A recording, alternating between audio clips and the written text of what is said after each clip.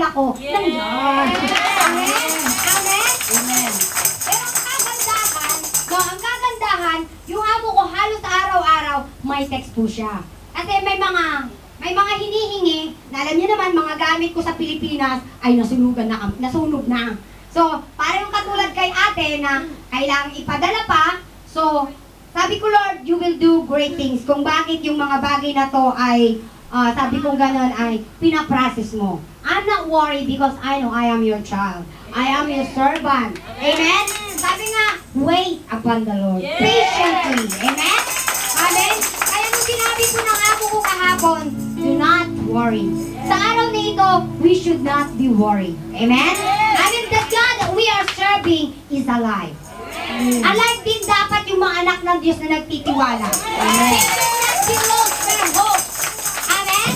Amen po? Kung ako ang tatanungin nyo, kahit bukas na gusto ko nang lumipad eh. Sama. Yes, that's true. Dahil po, yun yung sinabi ng amo ko, anytime.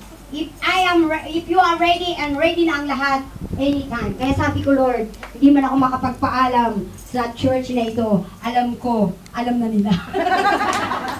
Amen? Kasi po, talagang, sabi ko, Lord, kung talagang hindi darating ng linggo yung pagkakataon na yun, alam na nila pag di na nila ako nakita. Amen? Kaya ako'y nagpapasalamat sa ating Diyos na ang buhay na ito ay pinagamit ko sa Panginoon. Sana tayong lahat magpagamit sa Diyos. Pagkat wala pong dapat nating kalimutan sa mga ginawa ng Diyos sa buhay po natin. Everything po ang Diyos ay mabuti. Amen? May magsasabi ba ang Diyos ay hindi mabuti?